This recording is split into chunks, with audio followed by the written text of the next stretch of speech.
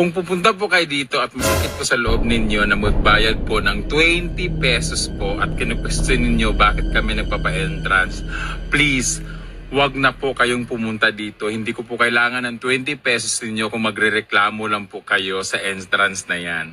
Meron kasing dumating na 20 to 30 plus na guests na nakiusap kay Brenda Mage na kung pwede ay hindi na magbayad ng 20 pesos. Pero ang agreement with Brenda Mage ay walang picture. So nag-agree sila.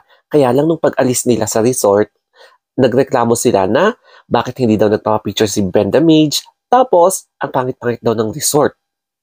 Kaya pakinggan natin yung buong kwento ni Brenda Mage. Hello po, ako po si Brenda Mage at ako po ang nagmamayari ng Hinaguan Nature Park. At may gusto pong paalala sa lahat ng mga pupunta dito. Kung pupunta po kayo dito at masakit po sa loob ninyo na magbayad po ng 20 pesos po at kinu-question ninyo bakit kami nagpapa-entrance, please, wag na po kayong pumunta dito. Hindi ko po kailangan ng 20 pesos ninyo kung magrereklamo lang po kayo sa entrance na yan. Okay? At wag niyo pong i-expect na pag pumunta dito ay laging maganda ang mood ko. Wag niyo pong i-expect na pag pumunta kayo dito ay sasalubungin ko kayo ng napakalaking tawa, entertainment, kagaya ng ini-expect ng iba dyan na pumunta dito na akala nila magpe-perform daw ako, mag-entertain daw ako, kakausapin ko daw sila halos one by one o ano bang in-expect nila na entertainment, hindi ko daw sila i-entertain.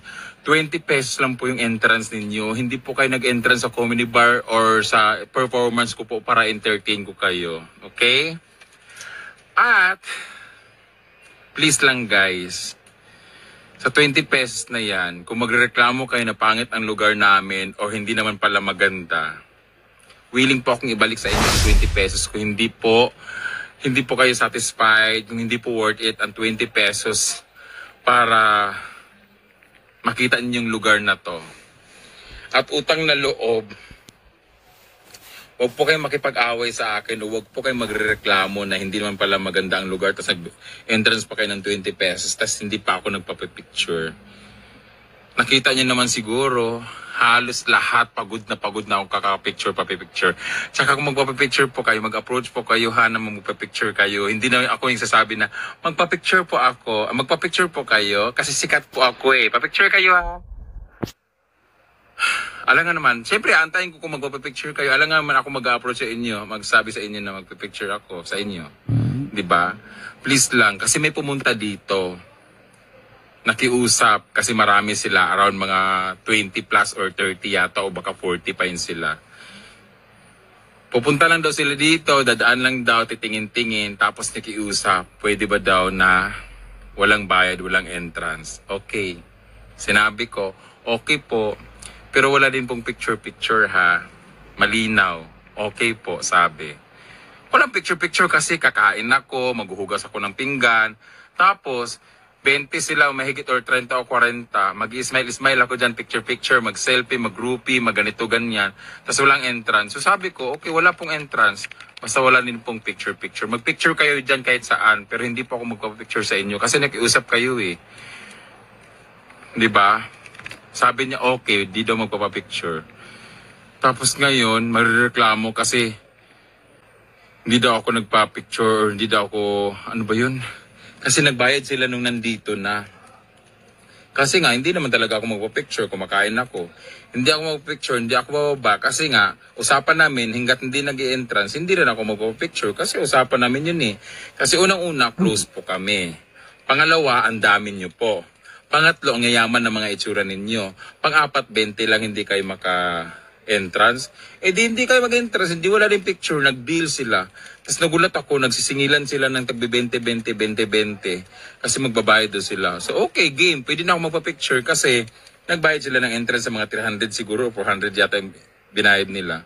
Eh wala naman nag-approach sa akin na magpa-picture. Nandiyan lang ako sa sala, tapos na ako kumain, nagugos ako ng pinggan. Sila man nagsabi na, Brenda pa-picture. So nagantay lang din ako hanggang sa nagsalisan sila. Tapos nagreklamo siya. Hindi man lang siya mababa, tapos nag-entrance kami, tapos hindi man lang siya nagpa-picture. Listen, ang hirap naman ko ako magsabi na, magpa-picture kayo ma'am. Eh umalis sila nang without telling me na magpa-picture. Ako din, nag-aantay na ako magpa-picture sila. Din umalis sila, tapos nag-iyaw-yaw sila. Hindi man siya bumaba, tapos ang pangit-pangit naman ng lugar. Hindi daw maganda yung lugar.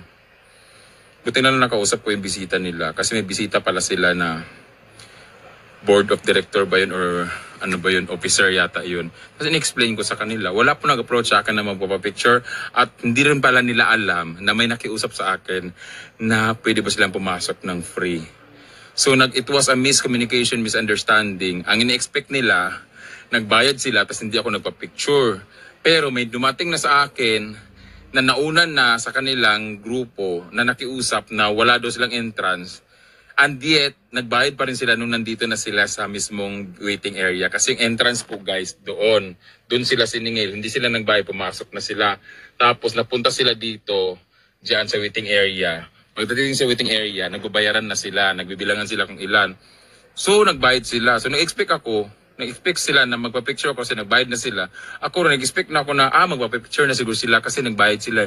And no one approached me naman. So, una, nag-aantayin kami hanggang sa umalis silang lahat na iwan yung iba. So, sabi ko, ibalik nyo na lang yung ano, kasi narinig ko nagreklamo daw, ba't di ako nagpa-picture. Ibalik nyo po yung 20 pesos na entrance nilang lahat para wala pong problema. Sabi niya, bakit? Sabi ka sa akin, hindi ako magpa-picture hanggat hindi kayo nagbabayad kasi yun ang usapan namin nung unang nag-approach sa akin. So yun. So hindi ko alam sino may kasalanan. Yung tomboy ba na lumapit sa akin na wag magbayad at walang picture? O ako ba na may kasalanan hindi ako bumaba? Kasi ako, lahat naman ng pumupunta dito, ina-entertain ko naman. Tapos sabi pa niya, pangit naman do, hindi na maganda. Okay, I discourage you to come here kung ina-expect niya sobrang ganda. Kasi alam niyo naman, video and pictures are very deceiving talaga. So akala niyo ang ganda-ganda. Pangit po ang lugar namin. Ayan po, under construction po siya.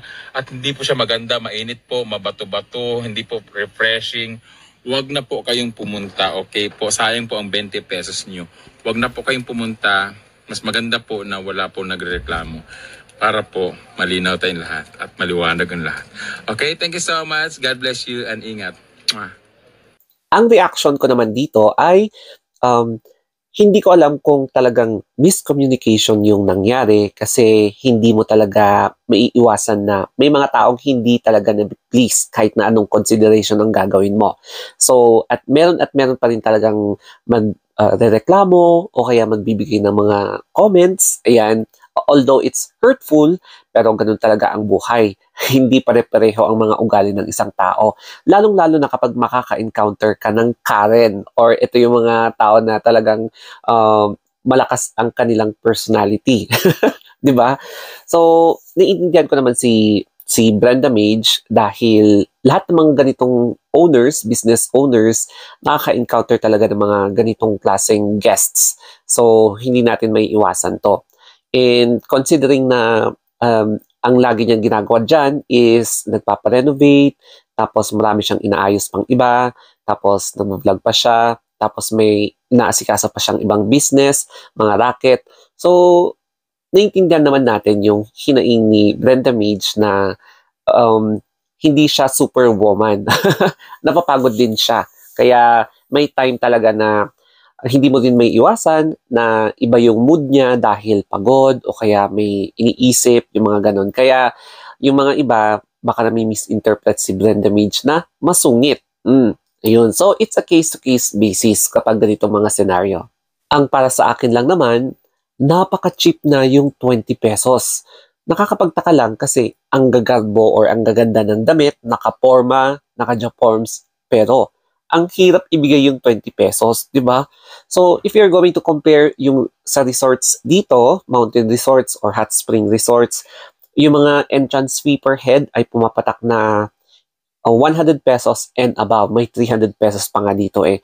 Tapos, kapag 12 years old and below, disabled and mga senior, 80 pesos and below kasi may 20% discount. And then, iba pa yung babayaran mo sa cottage or yung rerentahan yung unit. Yan. Good for one day or iba na naman yung rate kapag overnight. And then, iba yung bayad sa corkage fee, iba na naman yung bayad mo sa bibilhin mo mga pagkain o kaya iinumin. Tapos iba na naman yung pag-video, okay. So, syempre, mas magastos talaga dito. And ganun din sa mga beach resorts, yung mga provinces nearby Benguet, na may mga mas mataas pa ang entrance fee and accommodation fee. So, yung 20 pesos talaga is very cheap super cheap tapos magmamayari pa ng isang artista, o di ba? So saan ka pa? Swerte mo na kapag in the mood si Brenda Mage or mga ibang celebrity na magpapapicture. It's an honor. And yes, wag masyadong mag-expect and wag masyadong feeling entitled. Kasi babagsagan kang pambansang Karen, no? Yung mga napapanood natin sa social media na nagwawala ng mga Karen kapag, alam mo yon, naghahangad tsaka nag-over-expect sila. Ayun.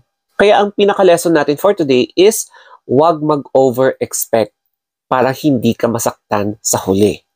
Ayan. So, laging tandaan yan na kung ano man yung meron na available, magpasalamat ka kasi at least nasubukan mo ma-experience yung ganung kamurang rate and yung ganyang accommodation. Kaya it's important talaga na makontento. Okay? So, I hope na may natutunan kayo dito sa Hinaini, Madam Brenda Mage, and I hope na nakaka-relate din kayo, especially sa mga nag-ooperate ng business. That's it, guys. Thank you and always stay positive.